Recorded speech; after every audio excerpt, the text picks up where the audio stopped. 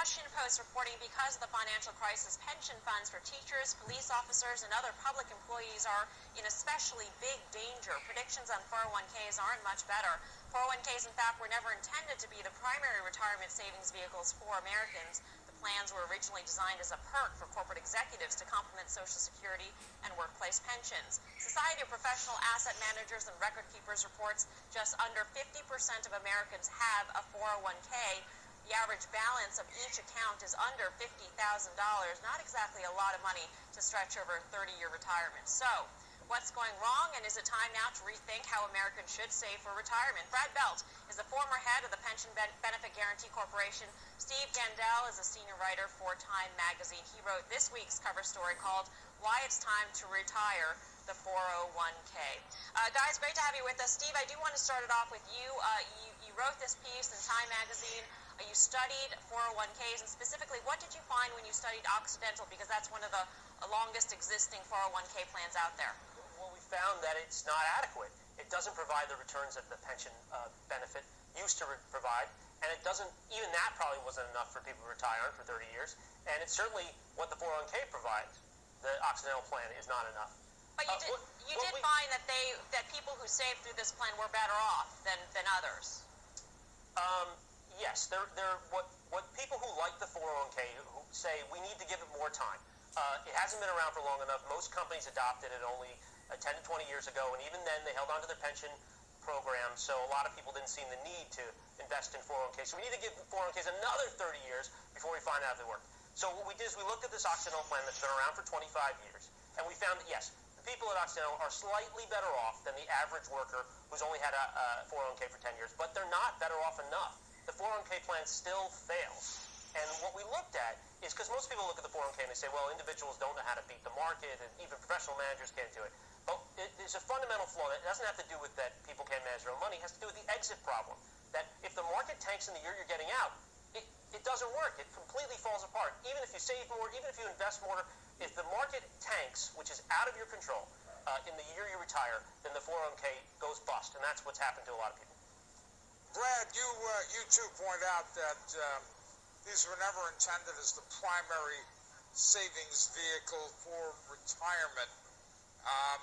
And you also point, this was part of a risk-shifting maneuver by corporations. That's correct. To shift the risk to the individual. Now, what you're talking about is there are ways to make your 401k more secure, if not more profitable? Well, certainly the flaws that exist in 401k plans as we know them today are not so much structural flaws with regard to the 401k system or plan design. It's got to do with how much money is going in and how those assets are invested. Yeah.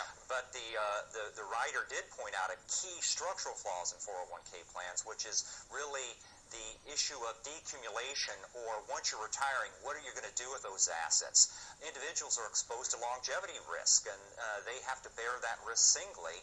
One of the benefits of defined benefit plans is that they mutualize that longevity risk. But defined benefit plans have their own flaws, as we've seen, as identified in the Washington Post article. Right. So we looked at the old Occidental plan. And we said that when the defined benefit plan is in the hands of the company, there is a problem, because back when Occidental had defined benefit plan, they invested for their employees. The employees did better in their account, and what happened to that extra money? It was taken away by Occidental. They closed the account. They walked away with $600 million. It's better in a 401k. Employees get to hold on to those excess gains. But as long as companies have the choice to what they do with these plans, they can take that money away. So we agree that there's a problem with defined benefits. What you need are defined benefit plan.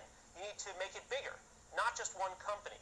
You need to open up the pool, make it numerous companies, and pool that risk among lots of people, take it out of the hands of employers, and then it'll bring down the cost and increase benefits for everyone.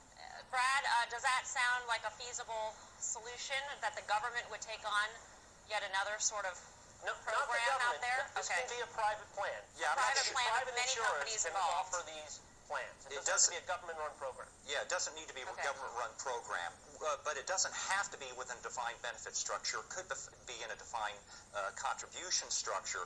The bottom line is, he's absolutely right. We do need to better share the risks between employers and employees if we're going to have an employer-based system. Whether that's notionally in defined benefit structure, defined contribution structure is less important than what are the best features of defined benefit plans and defined contribution plans that can be combined in a new benefit structure, one that allows for portability, one that allows for longevity risk insurance, and one that allows for efficiency of scale in how you manage assets. Okay, got to leave it there. Very interesting topic, one that many viewers out there are also very interested in, invested in. Thank you very much, Brad Belt, Stephen Gandel.